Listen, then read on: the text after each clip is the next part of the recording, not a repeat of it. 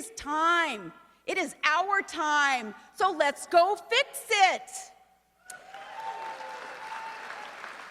Knowing, though, the rapidity of this transformation of America, the piled on problems, and most tragically, sensing the people's hope deferred, voters knew that, well, the only way to fix this is with a revolution.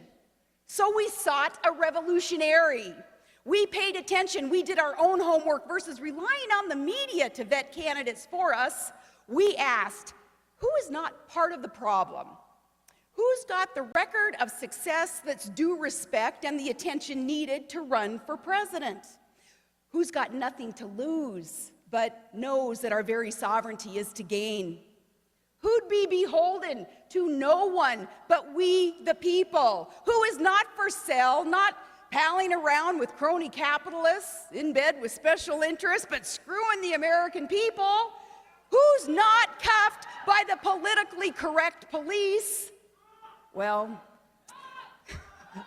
we wanted someone with guts to say not what he thought we wanted to hear, but really what the nation needs to hear. So yeah, we asked, who's not been part of the problem?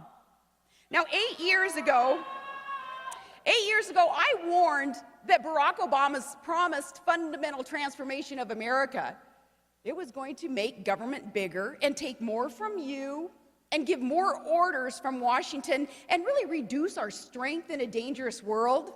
And it is the one promise that he kept. And every thinking American now knows the repercussions. So thinking Americans sought and watched Donald Trump rip the veil off a rigged system that has betrayed your average, everyday, hard-working, garden variety, ticked-off American.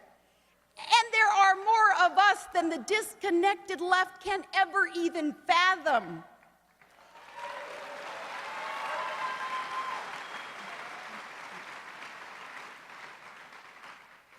Trump's outsider status, where he explains he got to see how both sides work, that let him become a new standard bearer for a grassroots populist movement that's fertilized by the still passionate Tea Party in all its glorious independence. Voters really disgusted with the audacity of duplicity, well, where corporate elites bankroll campaigns, and with such disloyalty to the American worker, they actually arrange our political landscapes for their interests. Well, we found a messenger, and he wasn't found among the politicians insisting that they be elected and re-elected, lest they have to come home and join us peasants under the laws that they passed but exempted themselves from. Well, armed with secure identities as Americans, people of all persuasions jumped on board the Trump train.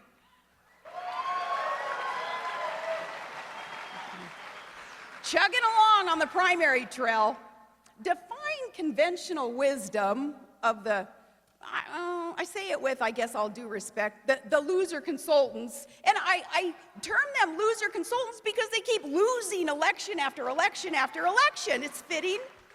Well, defying that wisdom, Trump shattered voter turnout records. And like a golden wrecking ball, he shattered walls in the good old boys club. He knocked out the hypocritical intolerance that dares stymie freedom of speech with intimidation and those false accusations of sexism and racism just to stop debate. Now, those accusers, we saw a bunch of them this morning coming out of the hotel. Those accusers are the silly protesters at Trump rallies. You know, we've been telling him he should hold his rallies at his construction sites. You know, protesters aren't going to show up at a job site.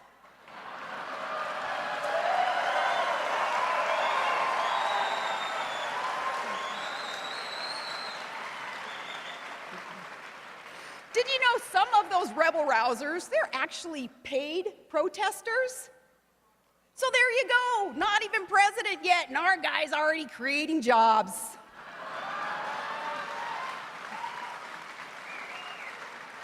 Well, they have tried that tired, worn, war on women warpath to jump on, and I asked, Trump supporters were anti-woman? Huh? Anti-liberal woman who blew it in Benghazi and BS'd in Bosnia and buffaloed business with her quid pro quo deals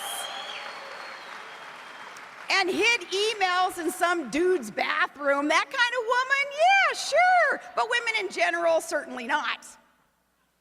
Well, momentum on this train, it built as the GOP wing of the Good Old Boys Club whispered actually that they'd throw in for Hillary against the will of the people in their own primary.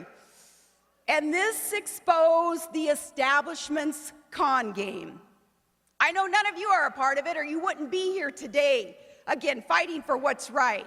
I hope you're not part of it, or you're going to be really ticked off at me with what I say next. The establishment's con game. See, more Americans were learning it doesn't matter to the Beltway bubble boys and girls which side actually wins elections, as long as they get to keep their titles and their ratings and their power and their purses full. They win and we lose. Well, we drove right over that, and we drove over those desperate darts flying at our front runner, like the critics crying, oh, Trump's not conservative enough. What would they know about common sense conservatism? What does handing Obama a blank check to run up trillion-dollar deficits with no end in sight, and pushing endless wars with no path to victory, and inviting millions of unvetted illegals through our Swiss cheese borders to replace American workers, and wanting amnesty for millions of new Democrat voters? What's that got to do with conservatism? The establishment, those profiles and pudding, they bent over for all those things, and now they fret about ideological purity? Well, they got busted. So they panicked, and then they started feeding the left this idea that, well, all we had to fuel this movement was anger. Really, that's some gall that they're lecturing us that we're too passionate about our country. Yeah, they stomp on our neck and then tell us to just chill out. Well, darn right, voters are mad. It's righteous indignation.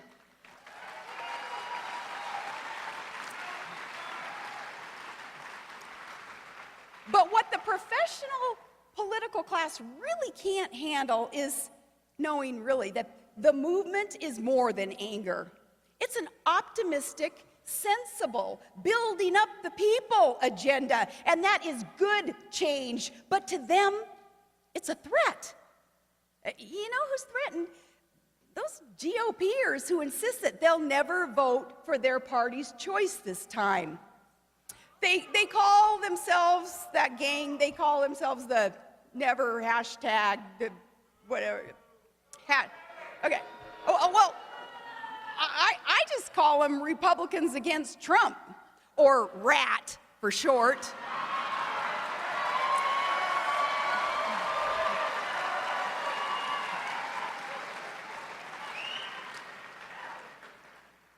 They want to take their Nuggets ball home and stay home instead of vote because their guy didn't win this time around.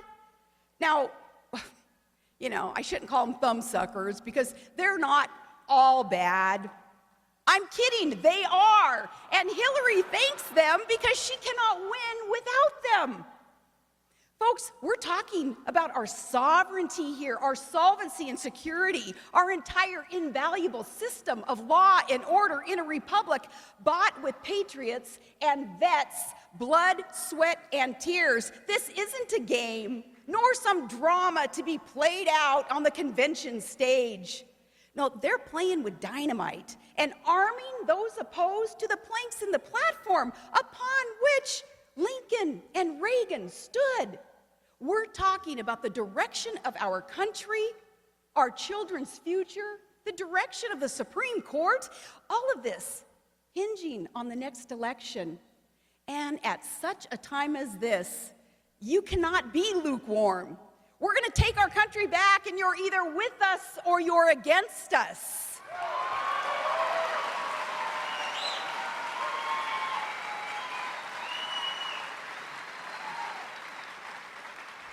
We'll take it back from those who lie, the professional politicos who really don't suffer but profit with open borders.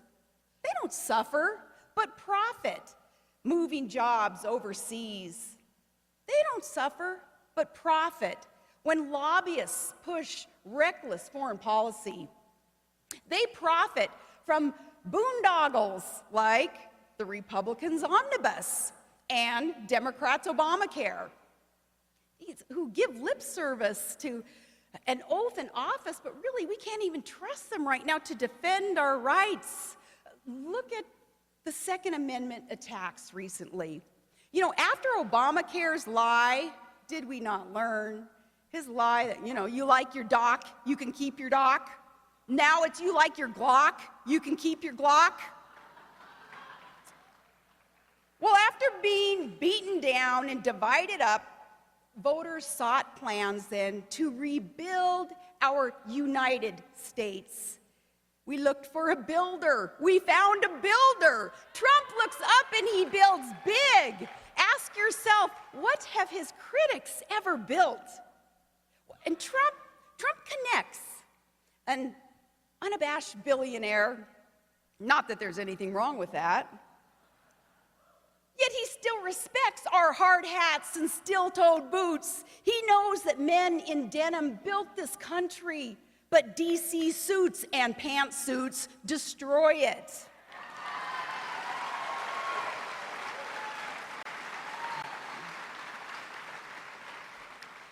He gratefully shakes the skilled, calloused hand and hugs tight the essential blue collar. And he salutes in awe of sacrifice the American in uniform. It's connection through appreciation. He's not running because he's bedazzled by the trappings of office. No, sincerely, he is in awe of the beauty of all of you, of everyone willing to do their part to restore America, to make it great again. He's on the side of Joe Sixpack, where I come from, and he says to us, I worked hard, I succeed, I want you to succeed too. And knowing what it takes, he says, I want you to work.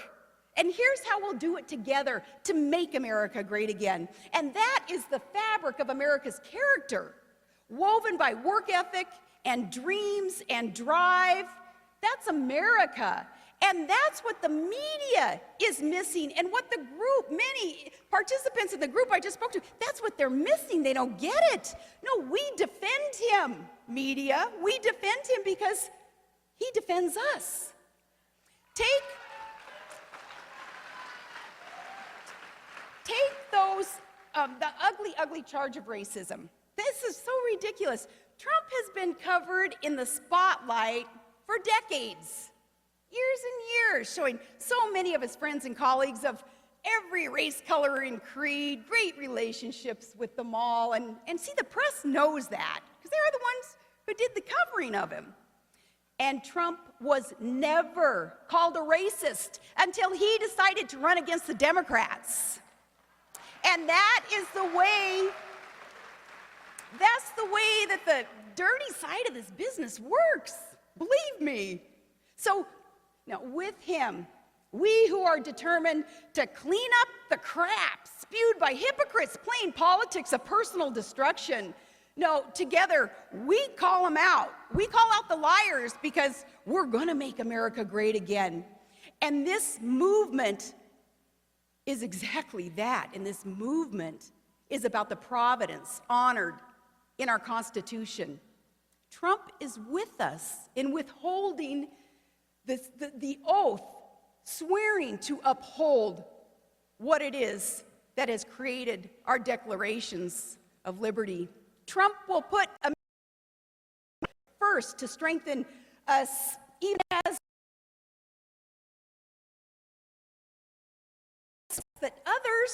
would ignore the biggest sinister threat. It's Islamic ideology that is ISIS. Death cult. The death cult that isn't even acknowledged with accurate verbiage from leftists with their heads left in the sand. And despite all the bloody evidence of a ghastly dogma, Obama won't admit that Islam put the I in ISIS. It is a clash of civilization that is our long twilight struggle. But if you transplant to your shores a foreign population that is hostile to the very things that your country stands for, you won't have a country for long. You can't have peaceful democracy with people who hate democracy, or a culture respecting life with anyone who would love death more than life. And that's not hate speech, it's common sense.